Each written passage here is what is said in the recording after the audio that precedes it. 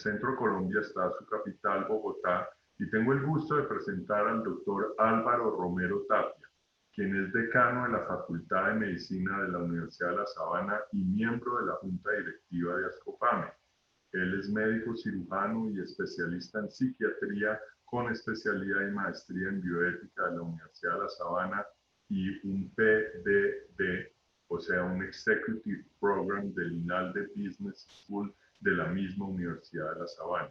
Asimismo, es investigador del Departamento de Psiquiatría y Salud Mental. Bienvenido, doctor Romero Tapia.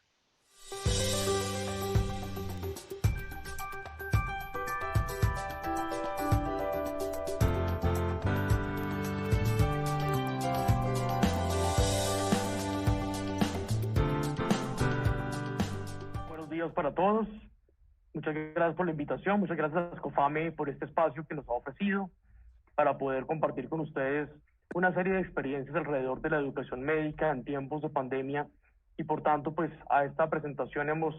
la hemos titulado Reinventando la educación médica, lecciones aprendidas. Mi nombre es Álvaro Romero, soy el decano de la Facultad de Medicina de la Universidad de La Sabana, miembro de la Junta Directiva de Ascofame y también en este caso represento a los decanos de Región Centro de nuestra Asociación de Facultades de Medicina. Lo primero que tenemos que tener presente es que la educación médica en Colombia tiene un modelo tradicional flexneriano, que si bien es cierto, ha venido teniendo una serie de ajustes y una serie de mejoras a lo largo de tantos años de la forja o de la mejora de la formación médica de quizás uno de los mejores médicos de Latinoamérica, pues sigue manteniendo una estructuración bastante tradicional que se alinea con los principios del siglo XX en los Estados Unidos. Por esta razón, en el 2017, los decanos de Ascofame nos reunimos en Montería con el fin de poder revisar realmente cuál era la situación curricular de los programas de medicina en Colombia y con base en eso tomar decisiones que fueran orientadas hacia aportar una mejora en la educación médica colombiana, haciendo que nuestros médicos, reconocidos por su calidad, también tuviesen algunos elementos de esa educación médica global de la que todos somos conscientes, ha evolucionado de manera muy importante en los últimos 20 años y que consideramos debe ser referente para nosotros y por supuesto debemos alinearnos con las mejores prácticas globales que han sido evidenciadas y que actualmente inclusive pues tienen ya una evidencia de su efectividad y que obviamente revierte en la seguridad del paciente en la asistencia. Por esta razón, como parte del Consenso de Montería, se creó el Consejo General de Educación Médica, por el cual se creaban además 3 salas, la sala de pregrado, la sala de posgrado y la sala de educación médica continua, en las cuales se pretendía generar unos espacios de reflexión, no solamente a partir de las facultades de medicina, sino con la participación activa del Ministerio de Salud, del Ministerio de Educación, inclusive de algunos participantes del sector que definitivamente consideramos son importantes considerar y para a partir de ese trabajo interinstitucional, ese trabajo articulado, se pudieran emitir algunas recomendaciones que fueran de utilidad, pero sobre todo de aplicación práctica para las diferentes facultades de medicina y los distintos programas. Como ya mencioné, en aras a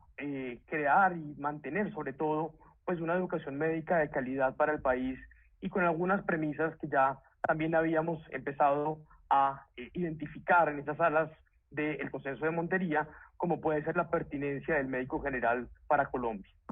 Por tanto, derivado de ese trabajo de casi un año de la sala de pregrado del CEGEM,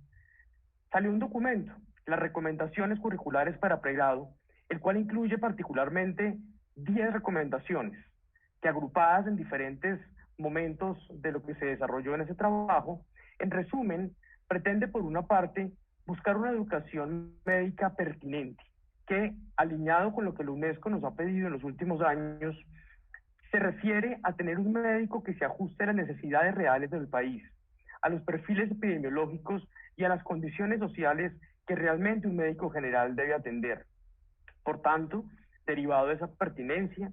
una educación médica transformadora, que no solamente se limite a informar ni formar médicos, sino realmente a transformar personas que luego repliquen ese modelo como transformadores sociales. Obviamente, para eso se requiere unos currículos que sean coherentes,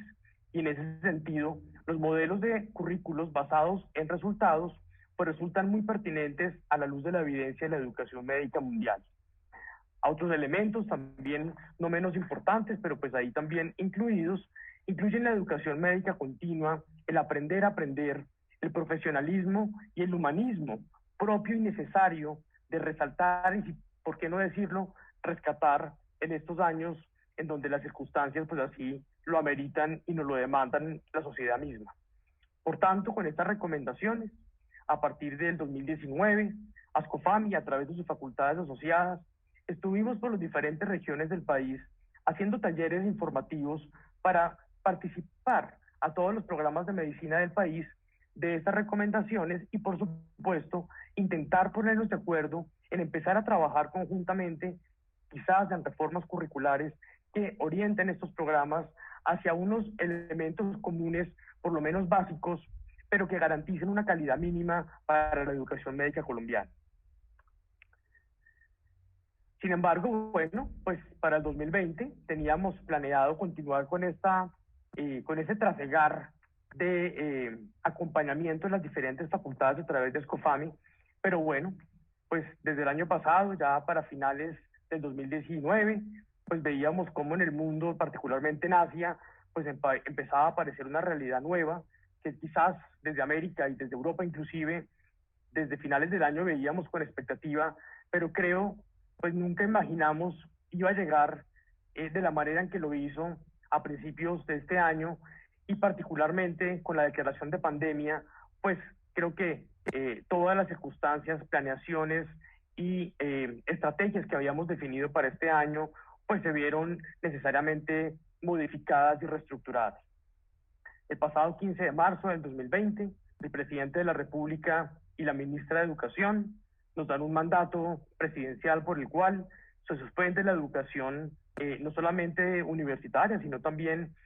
preescolar, primaria, secundaria y media vocacional, y se transforma a la posibilidad de continuar una educación virtual. Esto indudablemente pues se vuelve un problema porque puso de evidencia todas y cada una de las limitaciones que nuestro sistema educativo tenía, que de alguna manera no solamente representaba las limitaciones que habían a nivel institucional por dificultades tecnológicas, sino también las grandes inequidades sociales, las dificultades de acceso a las tecnologías,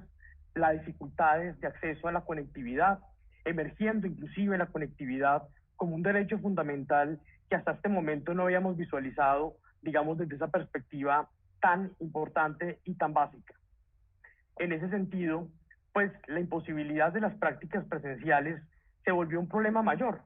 dado que definitivamente, pues estas prácticas que normalmente son las que caracterizan y las que finalmente fortalecen la educación médica, pues se vieron completamente interrumpidas, como es apenas lógico, porque los hospitales y los centros de salud tuvieron que verse volcados a el principio fundamental de su esencia, que es la atención de los pacientes, y que obviamente en contextos de pandemia, pues no podía ser otro diferente que responder a la necesidad inminente de atender a las poblaciones y obviamente pues responder a las situaciones de contagio. Por otro lado, pues el riesgo de contagio se volvió un problema mayor, no solamente desde el punto de vista educativo y la presencialidad en los campus universitarios o la presencialidad en otras instancias, sino que se volvió también un riesgo inclusive para los que como educadores médicos ejercemos nuestra profesión también en hospitales, y obviamente para estudiantes de internado y de residencia, quienes continuaban, digamos, en el actuar asistencial, y que obviamente también puso de manifiesto cómo esas vulnerabilidades que hasta este momento quizá las veíamos en la particularidad de la persona, pero no en la generalidad, se volvían un punto fundamental de valoración para poder configurar los equipos y atender la pandemia. Creo que la solución nadie la tenía preparada, y finalmente algo importante en esta configuración de las soluciones, al menos en algunas universidades lo vimos con una óptica de continuidad.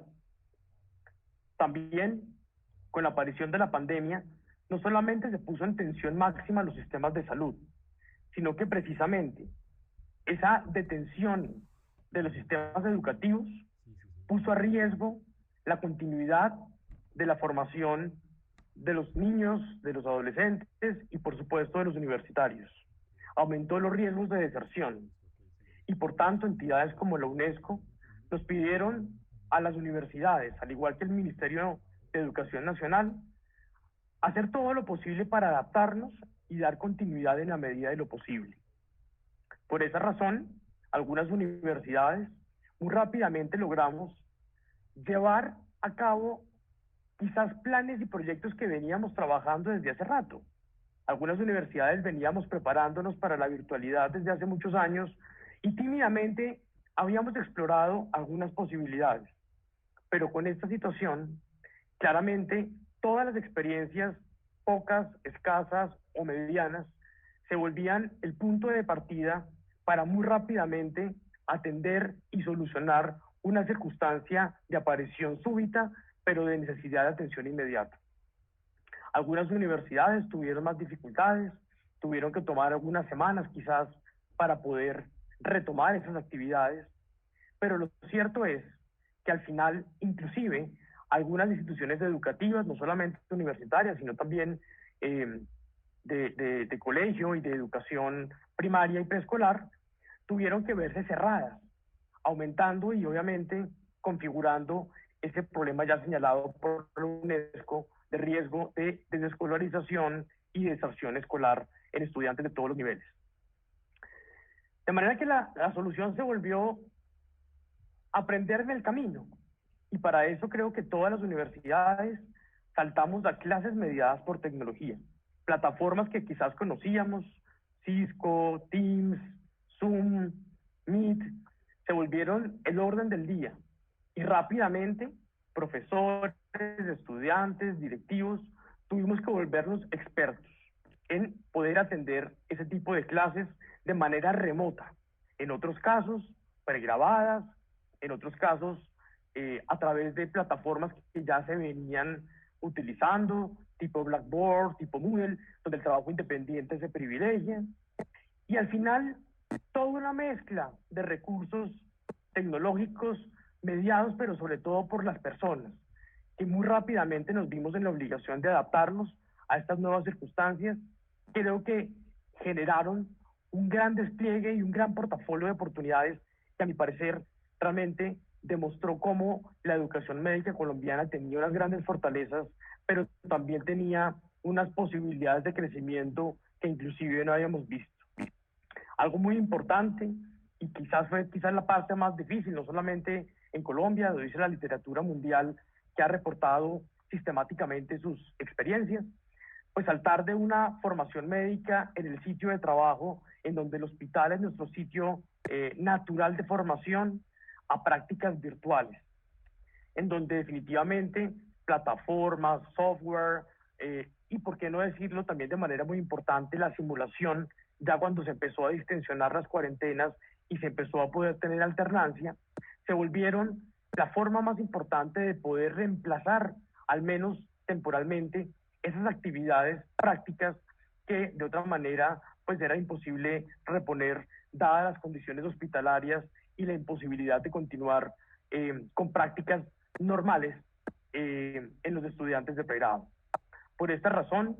esa mirada de curricular de resultados previstos de aprendizaje toma un valor maravilloso,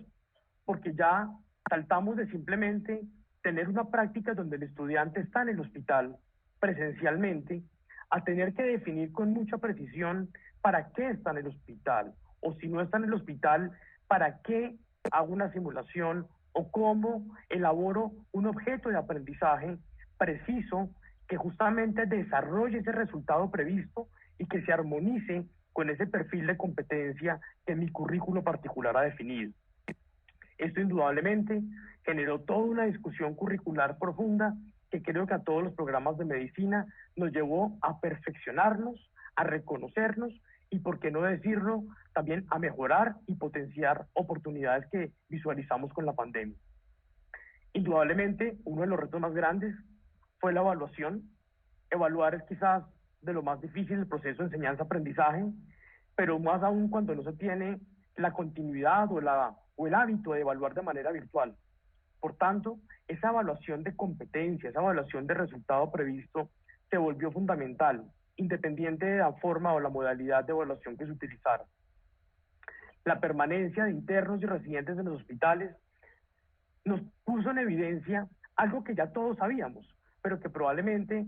no era del todo claro para muchos, y era pensar que definitivamente el interno y el residente no es un estudiante que va al hospital, es parte del sistema de salud, y que los programas de medicina no somos un anexo, un apéndice de los hospitales o del sistema de salud, sino que, como lo ha dicho la educación médica en los últimos 20 años, estamos obligados a trabajar articuladamente, y nuestros internos, nuestros residentes, se vuelven parte fundamental de ese trabajo por el paciente, de ese trabajo alrededor de la comunidad y de la población.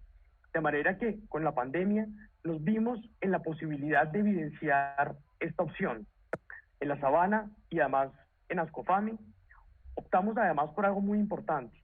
Primero, respetar la vulnerabilidad de cada uno, pero quizás, a mi parecer, algo muy valioso que aparece aquí es el respeto por la libertad de las personas, en donde también culminamos al interno y al residente a hacer una reflexión profunda, deontológica y ética, en donde mi postura como estudiante dejaba de ser un simple actor pasivo de recepción de conocimientos o acompañamiento hospitalario, a ser realmente un actor social transformador como el que queremos que sea en los próximos años ya con, obviamente, su práctica profesional. Otros elementos aparecieron, como la necesidad de una mirada solidaria por parte de las universidades. Claramente, los costos y la situación económica asociada a las dificultades académicas se puso en evidencia, y se hizo necesario que las universidades tuviéramos la obligación de propender por ayudas económicas, de propender por espacios, por aportes, por miradas solidarias que justamente propendieran ya no solo por la calidad curricular, sino por la permanencia y el éxito académico de los estudiantes, no visto solamente desde la aprobación y la promoción de los semestres, sino también por esa necesidad de poder mantener esa continuidad, ya no solamente desde lo académico, sino también con lo económico. Quizás uno podría decir, hasta ahí es lo que la pandemia nos ha generado en términos de solución. Y creo que todos los programas de medicina tuvimos ocasión de poder crecer en este sentido. Sin embargo, creo que lo más valioso no fue lo que solucionamos, sino las oportunidades que se presentaron con el COVID-19, la pandemia y todo lo que estamos viviendo. Creo que la primera oportunidad fundamental es entender cómo esta vivencia, o esta convivencia mejor, con el COVID-19 deja de ser una situación coyuntural de pandemia y, como ya varios expertos lo han denominado, pasa a ser una sindemia, donde definitivamente ya no pensamos en que esto tuvo un periodo finito de unos pocos meses, sino que se vuelve una nueva manera de relacionarnos, en donde claramente aprendimos que tenemos que aprender a aprender, porque con el COVID-19 no solamente se vieron en obligación de aprender los estudiantes, sino que todos, profesores, directivos, tomadores de decisión, reguladores, en fin, nos vimos en la obligación de tener que aprender de lo que estaba ocurriendo. Y en ese sentido, esta habilidad, esta competencia del aprender a aprender tomó una relevancia máxima. Aparece la necesidad de adaptarnos y flexibilizarnos. La vida es cambio, la vida nunca es igual, y por tanto, la adaptación y flexibilidad que podamos tener es lo que nos hace sostenibles y nos permite realmente dar continuidad como ese mega que algunos nos planteamos. La educación basada en resultados deja de ser una alternativa curricular interesante y se vuelve una gran posibilidad de no solamente para el estudiante, sino también para los profesores, evidenciar y tratar de superar ese tradicional proceso de aprendizaje compartimental, en donde yo simplemente por cada semestre que voy atiendo unos conocimientos, unas clases, aprendo unas cosas, las reflejo en un examen, hago borrón y cuenta nueva, y cada semestre voy como montando una nueva realidad inconexa, de donde claramente eh, no se trata de sumar compartimentos, sino hacer de un todo ese proceso académico formativo del médico, no solamente a nivel científico, sino sobre todo a nivel personal en sus competencias humanísticas. Vimos cómo la tecnología y la simulación ya no eran solamente un apoyo y una herramienta,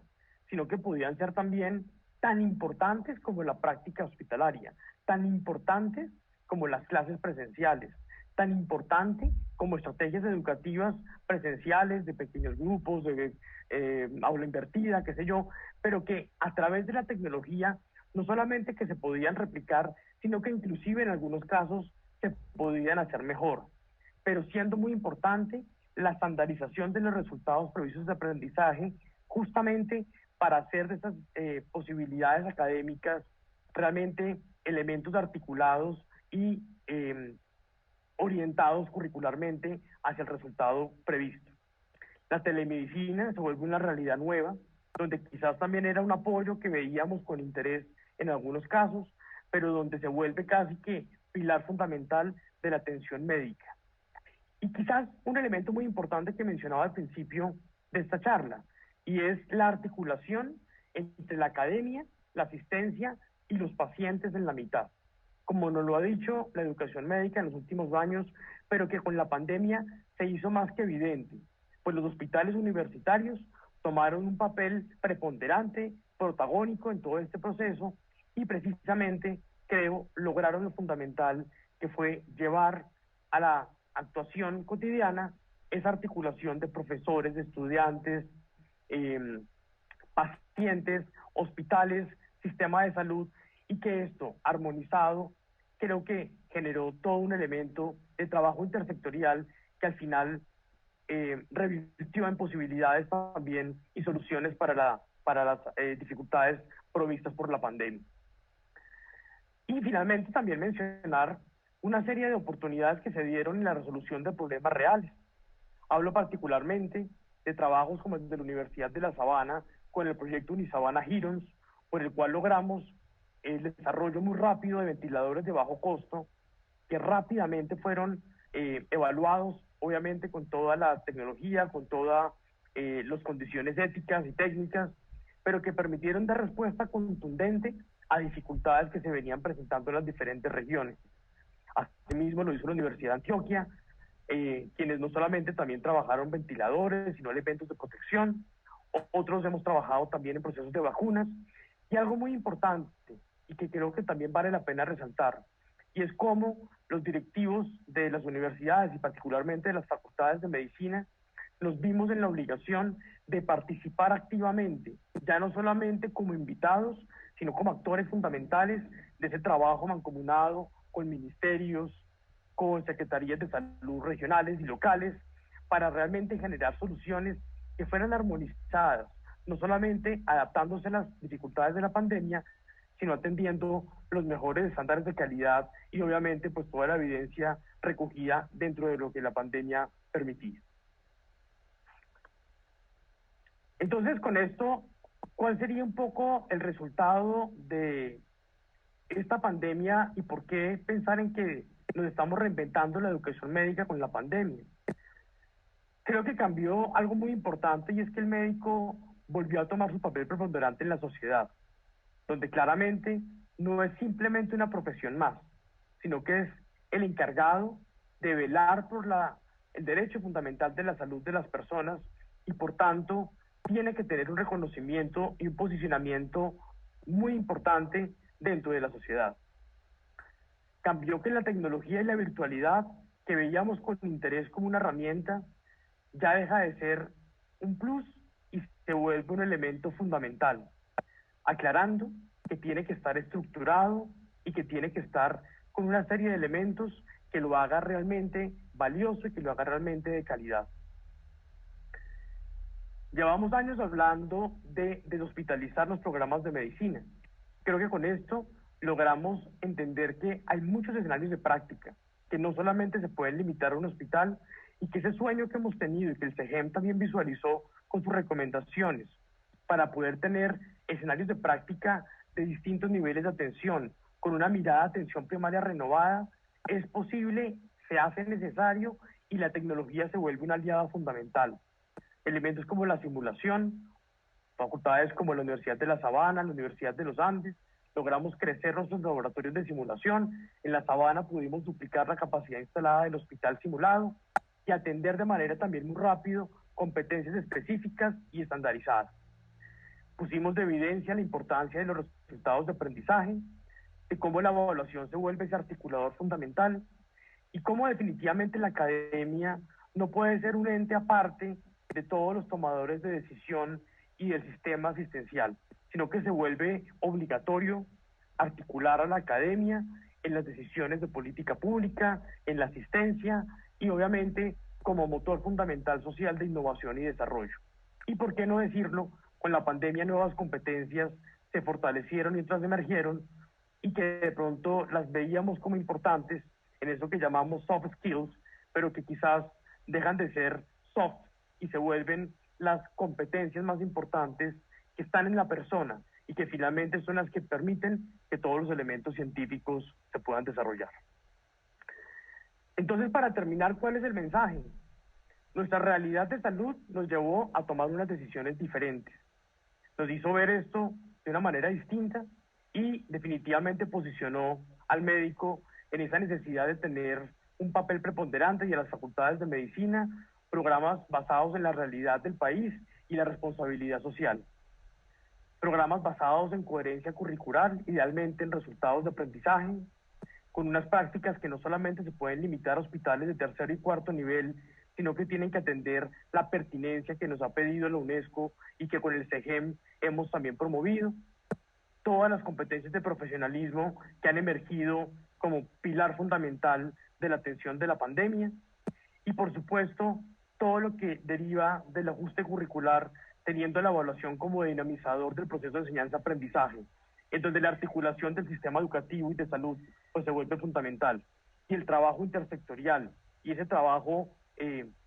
sinérgico se vuelve pues quizás el punto más importante para que continuemos y ojalá la pandemia simplemente lo haya puesto en el camino, no para solucionar los problemas derivados de la misma, sino para que quede a futuro. Muchas gracias a todos y agradezco el tiempo que se me ha otorgado. Muy amables.